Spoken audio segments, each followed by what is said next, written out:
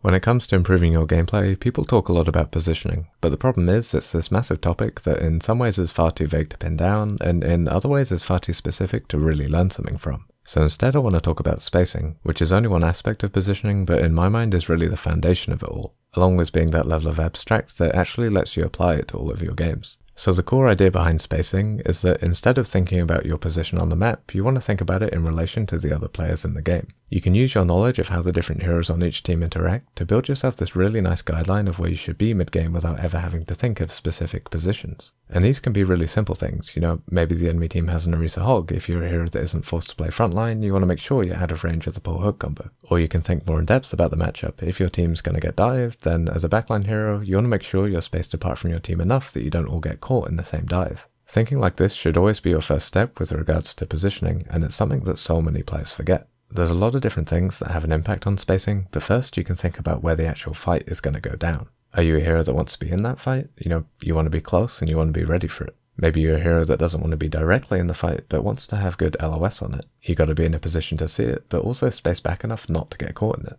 This overlaps a lot with the objective, but that's not always where the fight goes down. Teams might hold chokes ahead of the objective. We see this a lot on control maps and 2CP, or they might be forced to engage on a high threat target outside of the objective and have the fight there. The comp matchup is important here too, as some comps will want to play the objective to force a contest and drag the enemy into a brawl. Try to predict where the fight is going to go down and adjust your spacing accordingly. Following on from that, you have to think about the specific enemy heroes. If you're playing Zen into Sombra, you might want to make sure you're near a buddy who can help you out if she uncloaks on you.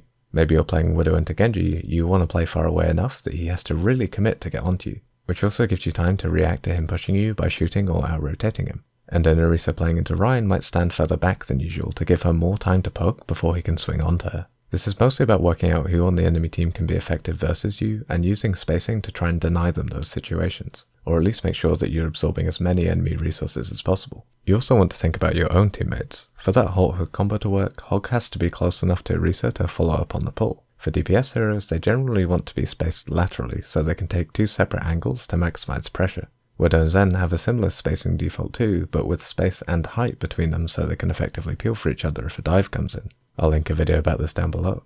Reading your own comp and working out correct spacing to maximize synergies is a really important thing to remember. There's overlap between these two as well. A hero like D.Va can peel for backline, enforce frontline, or shut down targets depending on what goes down in the fight. But for her to be able to react to any of the three, she's got to first space herself correctly by reading the comp matchup. If she's her team's only high ground contest, she might space herself closer to the enemy team so she can shut down those targets when they peek up top. If her team has a Zen and theirs has a Doomfist, she might want to space close enough to the backline to peel for him with Matrix when Doom comes in. Another big thing to think about is ultimates. Versus EMPs, supports like Zen or Lucio might space themselves out of EMP range so they can peel with Trance or Beat. Versus Genji Blade, that Widow might make sure she's spaced really far back away from her other squishies so she can try to shut him down when he dashes onto them.